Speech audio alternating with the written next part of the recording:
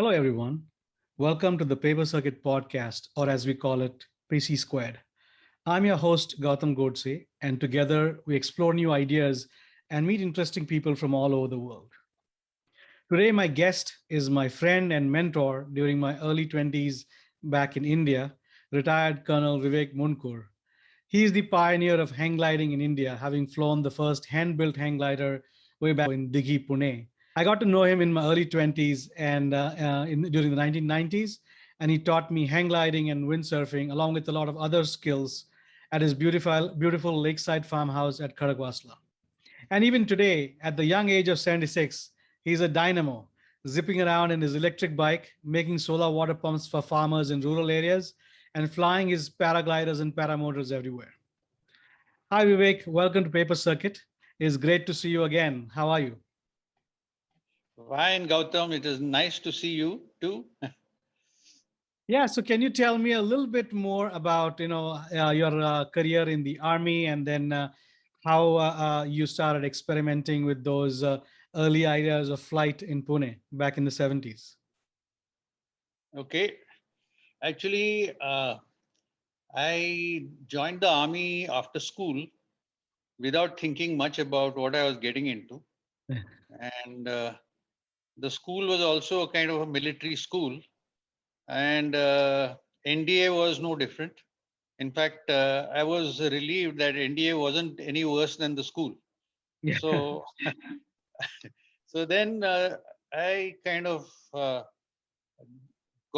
interested in the army for some time, and then I felt that the atmosphere was too rigid and too autocratic to try out anything new, new ideas and things like that. But I went along. I said, okay, it doesn't matter. I've joined the army and I have to follow the rules. Then in 1975, I got posted to Pune, and one day I read an article in Popular Mechanics about hang gliding. And then suddenly it occurred to me, wow, this is my chance to get out of this rigid system.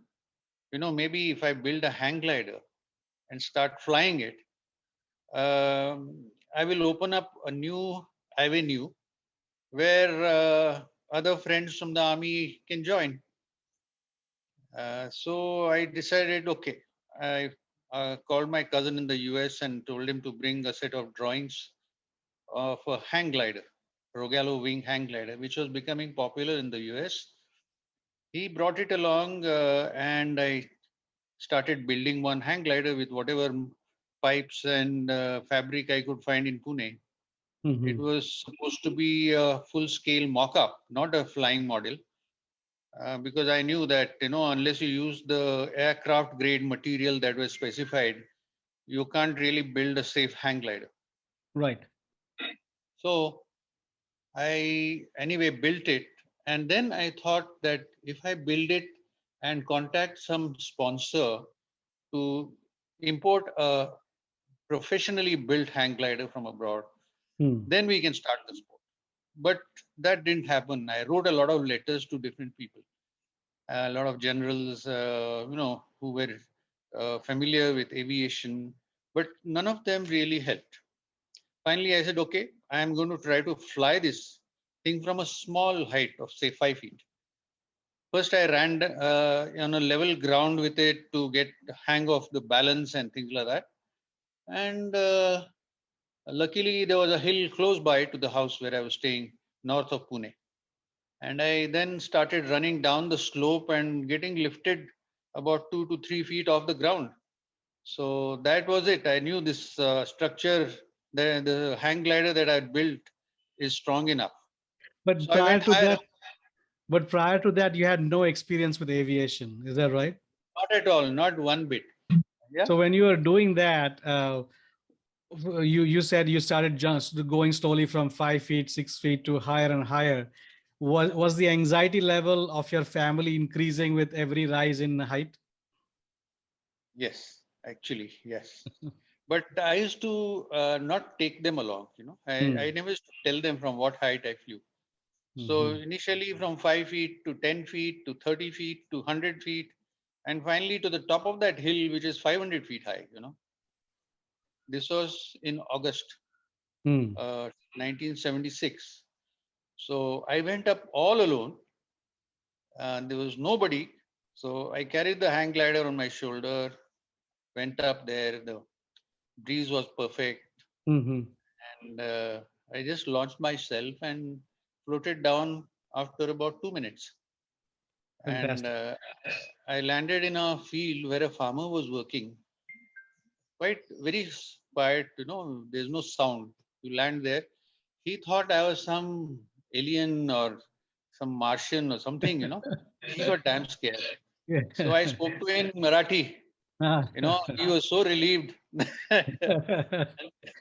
Uh, that's a fantastic story. I mean, how did you figure out like control surfaces, all the aviation, like how aviation mechanics? Did you do a lot of self-study, or you just like winged it, so to speak? You see, this Rogallo wing, which Hmm. was invented by Francis Rogallo in the US, Hmm. and he tried to fly these. It was basically a glider which was meant to bring down space capsules from outer Oh. space. Hmm. Yeah, but the NASA people rejected that, and they went in for regular parachutes. But this design was so simple that some people in the US and in Australia caught on. They said, "Wow, this is something that we might be able to use as a towed kite or even launch it from a hill." Hmm. So people started building these things out of bamboos and started flying them from dunes in Californian coastline. Yeah, it essentially And looks like a big kite. yeah, it's a kite. Hmm. Doesn't have control surfaces. The control surfaces themselves, the shape of the kite changes when you shift your weight Hmm. from Hmm. left to right, forward, back. So was that very So that was, intuitive for you to do once you get the hang of the yeah. Then glider? it becomes very intuitive. You don't really have to worry about any instruments. There are no instruments at all. Hmm. It's all very kind of body language. Hmm. Hmm. Seat of the pants flying, they call it. Very And tactile. You just feel the wind and the surface and you control it. Yeah. yeah, they say that uh, you must have an experienced instructor to teach you. You must not fly higher than you are willing to fall. That kind of cautionary notes were there along with those plans. I read them all, and I went up very gradually. And finally, when I took off from 500 feet, I decided, okay, I'm going to try to impress my boss. So I called General Harry Kapoor, who Mhm. was commandant of CME. So he came with his family on a Sunday morning. My wife also came, and I took off from the top. My first takeoff was had to be aborted. I stalled on takeoff and landed about 20 feet below in a thorny bush. Oh no. But they didn't see it. It was very high up. So I Hmm. went back up, and luckily nothing, no damage to the glider or to me. So I took off. And after about 2 minutes, I landed down right next to General Saab. Hmm. And he got very shocked. He says, "What the hell? Taking a risk with this contraption, Hmm. risking your life? You're not, are you insured?" I said, "No." He says, "What if anything happens to you? What happens to your family who's standing next to you?" Uh, he said, "You stop flying this. Okay. I'm not going to let you fly this anymore." So then he had a smile on his face. So I knew Hmm. that he wasn't serious. He rang up his boss, General Sharma in Delhi, Hmm. who said, "Yes, we will help this guy. This is a fantastic thing that he's done." So I was sent off to Delhi, where General Sharma put me on a plane, and he said, "Go to England and do a proper hang gliding course, become an instructor, buy some equipment from there so that you fly the latest models and bring them back and So start a club." just to set the scene there, at that time in India, nobody else was doing anything in hang gliding, right? Yeah, nobody had.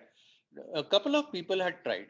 Hmm. There's an instructor, NCC instructor in Mysore, and another gliding instructor in Delhi.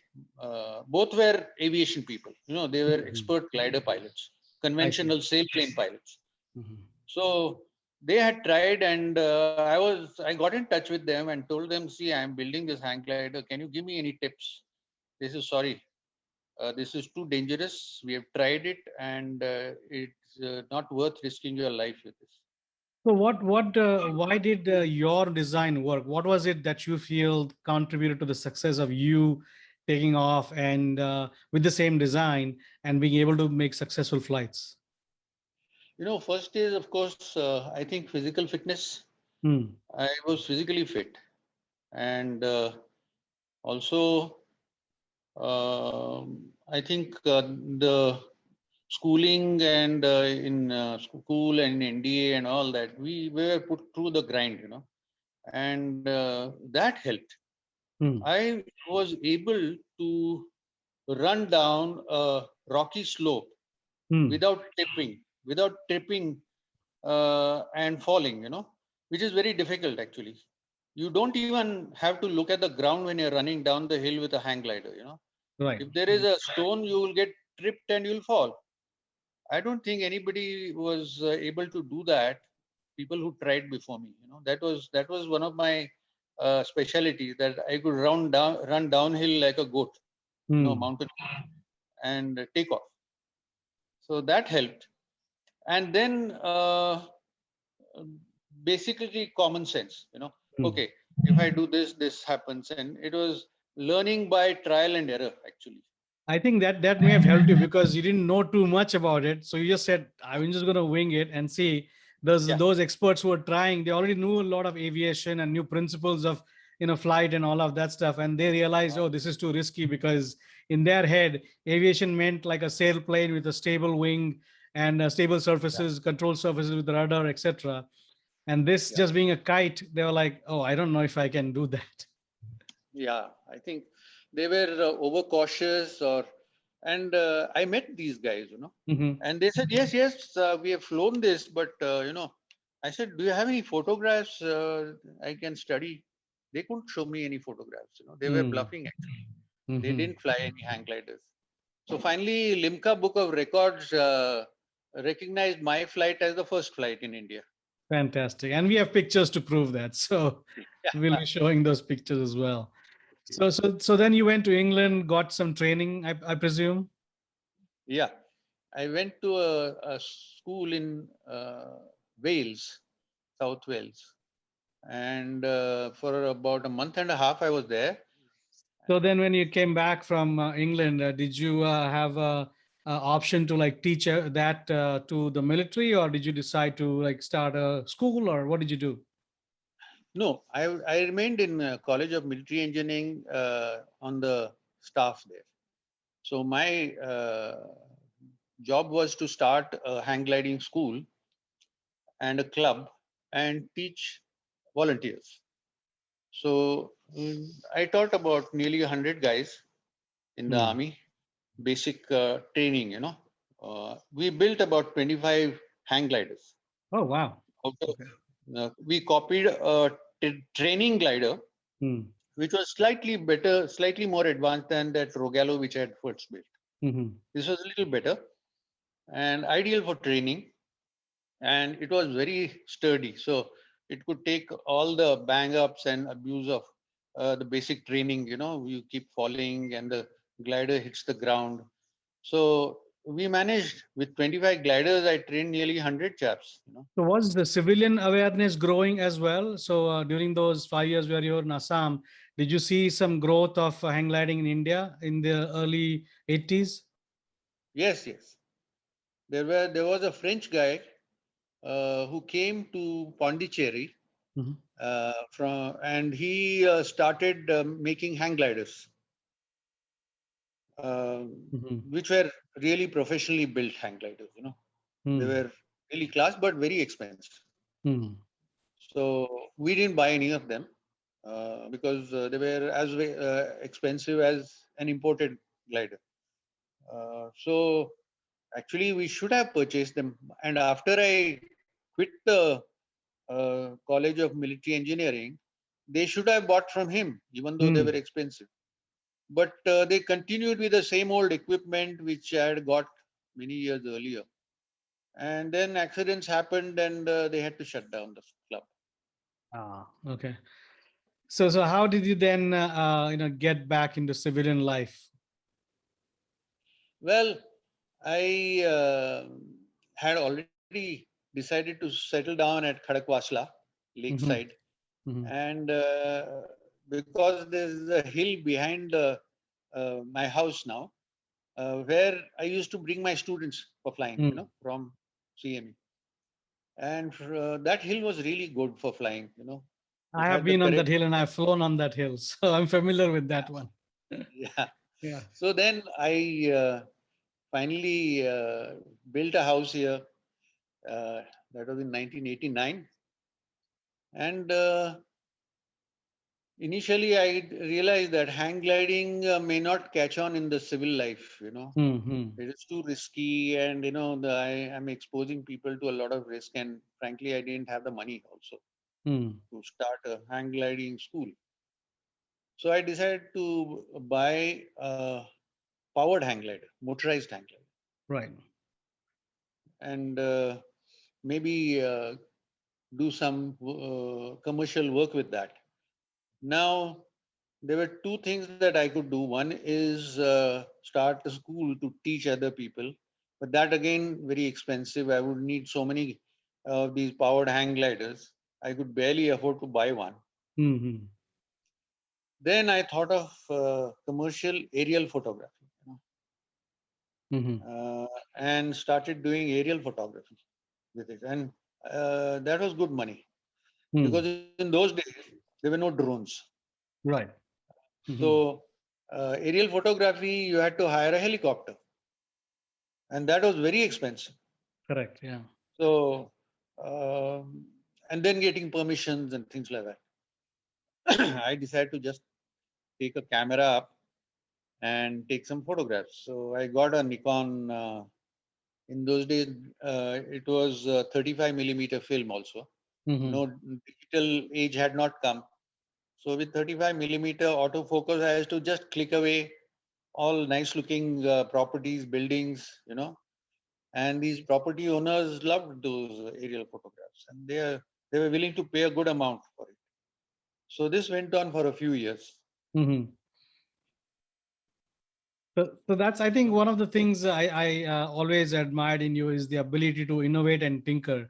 So, how would you say that philosophy can be kind of taught and built to young kids at a very early stage? Because in most schools, you see it's a very fixed curriculum. They are made to like learn things by heart and without understanding what it is. But I think a crucial skill is tinkering. How what we call jugaad in India, and Mm. the ability to like make things out of nothing, to innovate, to fix things. While some of those people instinctively get it, like you, for instance, but how can you like put some more structure in it and then make it as part of, let's say, a school curriculum?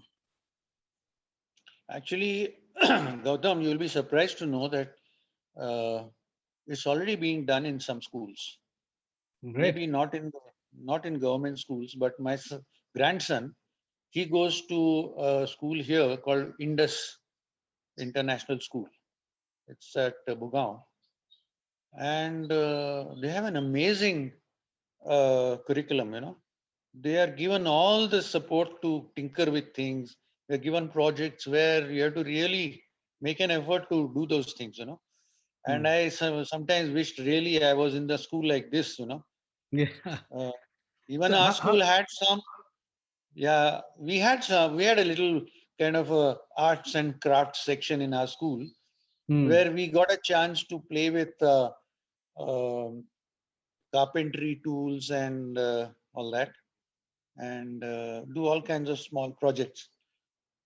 Yeah, I But think I think there are that some people who have an aptitude for it, I guess. yeah, and after all, also I think early on, lots of kids are often told, "Oh, don't use a hammer; you'll hurt yourself," or "Don't use that saw. What are you doing? Don't take chances." So there's a lot of don't do this, don't do that. When a small kid, maybe 5 years old, is trying to do something fun, which they think is fun. So there's a lot of attitude in parents as well as teachers that prevent kids from doing that. Yeah, I think don't do this kind of attitude is very common in Indian parents, really. Yeah, so that's, I think there's a lot of education there where the freedom to explore, innovate, and let them get hurt. I mean, as long as you are there to monitor them and they, sometimes might get a little cut or a bruise. I think that's the what they call the price of exploration and getting tough, as you say, to experiment. Yeah. So how did you then start pivoting towards solar solutions? Uh, in 2003, I stopped flying. And then I said, let me try something else now. So first thing I did was, okay, I've got a discarded microlight engine Hmm. of my powered hang glider. It was just lying around. I said, what should I do with this? Nobody is going to buy this. It's done 500 hours or something, and I can't just palm it off to some guy. So then I thought of building a hovercraft. Hmm. So I built a hovercraft with this discarded engine, and luckily I had a aluminum flat bottom boat Hmm. lying in my backyard. So I fitted that on the back. So it first became like an airboat, the what you see in Florida, those guys Right. zipping around This. on the Yeah. marshes. Yeah. And then I made a structure around that airboat, built a inflatable skirt. Hmm. Uh, so then I put another engine in front to give it that lift. The whole thing has to inflate and lift the craft about an inch off the surface. It can be water or ground, Hmm. any flat surface. And soon I was zipping around on the lake here, much to the worry of the authorities. They said, "My God, what is this guy doing?" They tried to stop me. So finally, I had to ask my friend in the Army Navy headquarters in Delhi. I said, "Please tell these local chaps, not to harass me like this. Let me Hmm. do my experiments." So then they let me continue. So then I built this hovercraft and I invited all the generals whom I knew. By now, my many of them were my colleagues and some of them were my juniors also. Right. Right. Hmm. So I said, "Come on, guys! I built this hovercraft. Have a look." So they came, had a look, and they said, "Wow, fantastic," and all that. And that's it. I said, "What else can I do?" So I said, "Okay, let's get into solar. Why not, experiment with solar panels and all that?" So this was completely new to me, and Hmm. I'm not an electrical engineer. So I said, as a mechanical engineer, I have to learn a few basics, and I made this solar power, charging batteries and all that. Then, along with that, I built windmills to generate electricity, Hmm. which would charge batteries. So we had our off-grid system here at my farmhouse. Then there was this competition by Greenpeace, worldwide competition, which was organized in 2013 Hmm. uh, for small farmers of Bihar, UP, where everybody owns just about an acre of land due to all the land partitions. Hmm. And 1 acre is not sustainable for them. They grow only the monsoon crop of some rice, and rest of the year, because there is no electricity to run pumps, there is plenty of water in the ground, but no energy to pump it out Hmm. to the field. Greenpeace thought of this idea that if a small solar pump or maybe windmill powered pump or whatever, if it what they call that renewable energy pump can be made, then these farmers will be able to grow 3 crops a year. because water is there all year round. Mm-hmm. The Ganga River keeps the water level, subsoil water at 5 meters. Mm-hmm. There at 5 meters, just dig a shallow borewell or open well, and you have water. So if they can do 3 crops a year, then they can sustain themselves. They can stay with the families. They have enough food to eat, and their life will become much easier instead of going and living in slums in the cities. So then they opened this competition with a few clauses. One was that it should not cost more than 1 lakh rupees. Mm-hmm. Second, it should be portable, so the farmer doesn't have to leave it out in the field where it will get stolen or damaged or something. And third, it must have deliver about 50, 60, 70,000 liters of water to irrigate his 1 acre of farm. Now, that was a tall order, and even Greenpeace thought this is not easy to make. They Mm-hmm. said that this is not easy to make, so you just give us design ideas, drawings of what you want, and put it out on this website, competition website. And then we will see who's got the best design. So I decided to build the whole damn thing. I said, so instead of putting drawings and design ideas on their website, I put videos and photographs. I said, I've got the pump. It's working. They were shocked. I said, why do you want a competition? I've already got it. I don't think anybody else in the world has got it yet. Yeah. So they they said, no, we'll see. We have contacted innovation labs in all over the world, including IITs and MITs and Stanford. They have got innovation labs which work on these problems. So they will also come up with some ideas. Eventually, I won that prize. Yeah. Congratulations. Yeah. Thanks. Others never thought that they could make. Luckily, I had the chance to visit Bihar, Mm. where I talked to the farmers and saw the conditions on the ground, which nobody else had managed to. Right. Because you can't expect people from other countries to come here to see what exactly the situation on the ground is. I had a chance to do that, so I think I had a head start on these other No, that's a competitions. very important aspect. In what I do, product management. It's very important to be in the user's shoes, as they say. So it's important to understand the situation on the ground, see what the limitations are, see what their real concerns are, because the real concerns might not be technical. They might be something emotional or even practical. Where they're actually supposed to use this.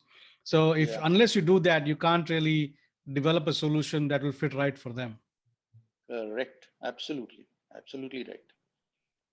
So once you do all these, innovations, what is it that you feel makes you different from, let's say, all of these other labs who are doing it? Is that your, experience? Is that your aptitude, where you can understand the problem better for the user? Yeah, I think if you understand the problem, discuss it with the user, you get an insight which nobody from these innovation labs gets. Hmm. I find that is crucial, as you yourself has realized. That Yeah. is crucial for any innovation. So with all of these challenges that you have faced throughout your, innovative life, what keeps you going? What do you wake up every morning and look forward to? Actually, I'm always looking out for a new challenge. How to solve even a small problem here on the farmhouse. Go to the workshop and tinker around, and sometimes something interesting turns up. You know, Mhm. and then I said, well, uh, you know, uh, I think I should get back into flying again. Yes. So since I don't seem to come up having any new ideas to tinker with, let me catch up with the flying community again. So last year I decided to do a refresher course in paragliding Mhm. at Kamshi, where a lot of paragliding schools have come up. So I did a refresher, and on the third day I was soaring along with all the others. Then I got purchased my equipment back from a friend to whom I had sold it in 2003, paramotor equipment. Mm-hmm. And he had not used it much. So it needed a lot of, restoration. I had to do a lot of work on it, and I managed to restore it back. And I started flying with it again. Uh, I went again to another school in Vasai near Mumbai, where a guy is running a paramotor school. I Okay. said, so please teach me this all over again. So he was thrilled. He says, "Wow, good to see you in person." And he taught me the new techniques of paragliding and paramotoring. So you are an eternal tinkerer. So how does one develop an aptitude for tinkering if you don't have one?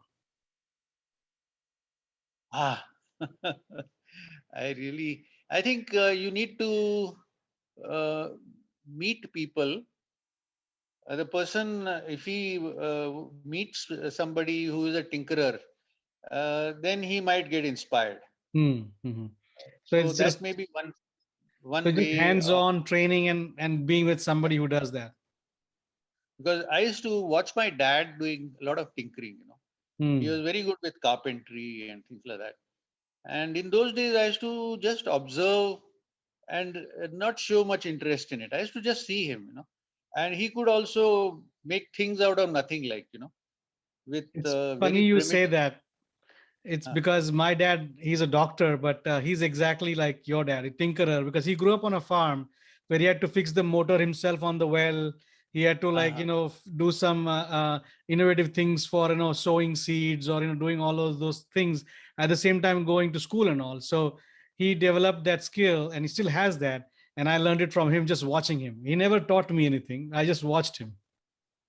Yeah. So you had a similar mentor then, Yes. like me. I watched my dad, who loved to tinker around a lot. All right, so I think we, come to the close. At the end of my podcast, I usually ask all my guests three questions, and I get some interesting answers. So, my first question for you is, what is the strangest question that anyone has ever asked you?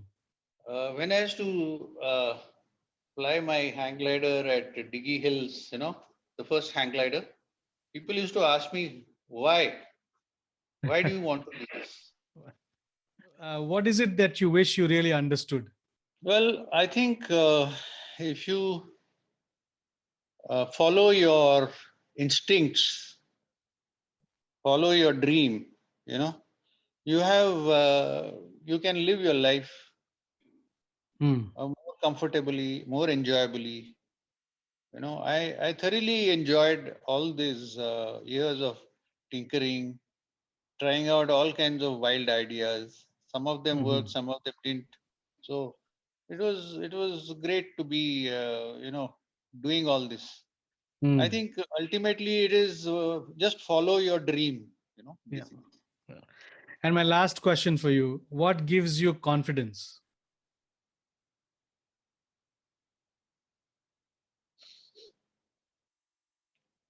Actually, I'm not that confident, about anything that I do.